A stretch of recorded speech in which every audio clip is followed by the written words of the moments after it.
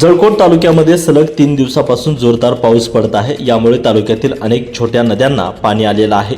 आणखीन पाऊस मोठ्या प्रमाणात वाढल्यास पुराचा धोका निर्माण होण्याची शक्यता आहे। यामुळे प्रशासनाने नदीकडच्या गावांना सतर्कतेचा इशारा दिला आहे।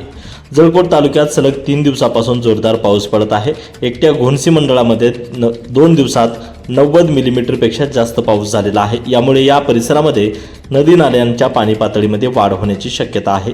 सोबतच जळकोट मंडळामध्ये देखील गुरुवारी दिवसभर पावसाचा प्रचंड जोर होता। यामुळे जळकोट परिसरात देखील छोटे कालवे तसेच छोट्या नद्यांना पाणी आलेले आहे। हवामान खात्याने आणखीन जोरदार पावसाचा इशारा दिलेला आहे। असाच पाऊस पडत राहिला तर नदी नाल्यांना पूर येण्याची शक्यता आहे।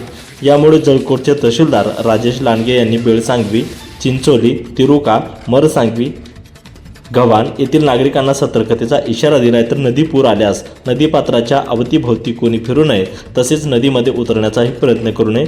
पुलावरून पाणी जात असल्यास आणि पूल ओलांडण्याचा प्रयत्न करू नये असे आवाहन देखील प्रशासनाच्या वतीने करण्यात आले आहे।